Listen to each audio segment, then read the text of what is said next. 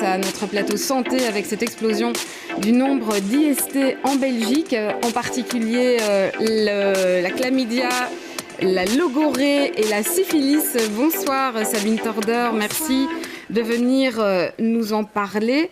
Alors, c'est un problème d'autant plus que ces maladies sont de plus en plus résistantes aux antibiotiques. Alors effectivement, donc d'une part, on a constaté une explosion importante du nombre de ces infections sexuellement transmissibles. On pouvait en compter moins de 1000 en 2002 et on est maintenant environ à plus de 9500 en 2016.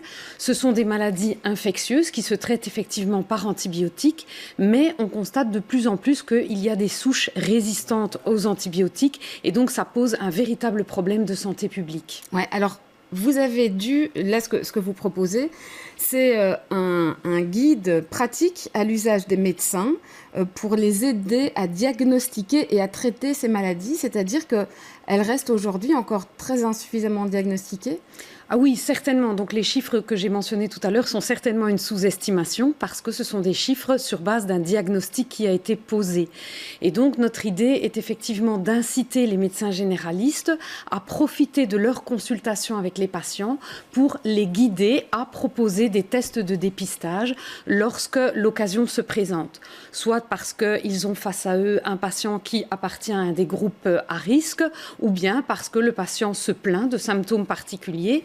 Et donc, notre idée est en fait de les guider sur les meilleurs tests à proposer en fonction des risques encourus, donc suite à des relations sexuelles non protégées. Et si un test est positif, de les guider vers le meilleur traitement en fonction de la situation présente. Ouais, mais donc, c'est insuffisamment le cas. Aujourd'hui, les médecins généralistes n'abordent pas de manière systématique ces questions.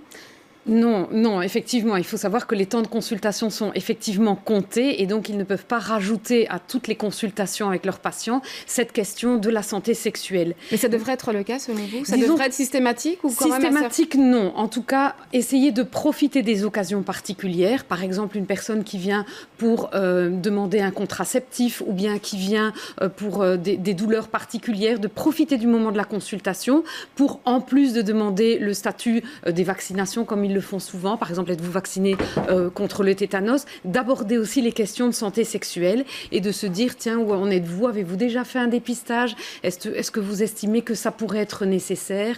Est-ce que vous avez des relations avec plusieurs partenaires ? Est-ce que vous utilisez de manière cohérente et constante des préservatifs ?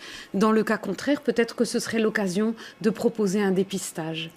Et alors, le traitement, puisque là, on parlait de la résistance aux antibiotiques, quels sont les traitements alors aujourd'hui, parce que ce sont des maladies qui se traitent facilement ? Oui, donc en fait ce sont des maladies bactériennes. Donc puisque ce sont des maladies bactériennes, ce sont les antibiotiques qui sont les traitements les plus appropriés.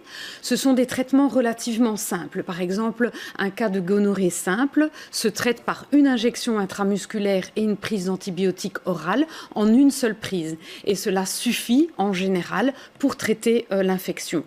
La syphilis, c'est une injection de pénicilline en intramusculaire et également en une prise.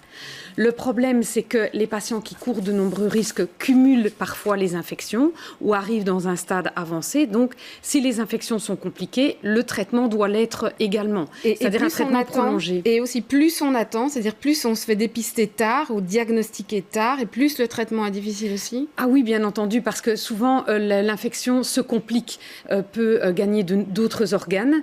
Et donc, forcément, si l'infection devient beaucoup plus systémique, alors le traitement doit être aussi beaucoup plus important. Le problème aussi, c'est que des résistances apparaissent et donc que les antibiotiques de première ligne, qui sont relativement efficaces pour des infections non compliquées, ne sont plus du tout efficaces pour ces patients-là. Il faut donc passer à des antibiothérapies beaucoup plus lourdes et dans certains cas, certaines molécules n'existent même pas. C'est arrivé récemment avec des patients hollandais qui étaient partis faire du tourisme sexuel en Asie du Sud-Est et qui sont revenus avec des gonorrhées pour lesquelles aucun traitement par antibiothérapie n'était efficace. Et dans ce cas, ça pose un réel problème parce que la gonorrhée va alors se généraliser, va pouvoir atteindre d'autres organes et il est difficile de trouver les antibiotiques appropriés pour soigner les patients. Très bien, merci Sabine Torder de nous avoir donné toutes ces explications. Et donc pour l'instant, c'est un outil qui est à l'usage des médecins. Oui. C'est un outil en ligne également qui sera mis, Voilà. qui sera disponible. Oui, nous donc développons cette app. Voilà, toujours pour le personnel médical et pas pour le grand public. Pas pour le grand public, mais disons qu'à partir du moment où une app est disponible et qu'elle peut être téléchargée sur un smartphone, une tablette ou un ordinateur, n'importe qui peut l'utiliser. Mais il est vrai qu'il vaut mieux être un professionnel de la santé pour l'utiliser adéquatement. Merci Sabine Torder. Tout de suite.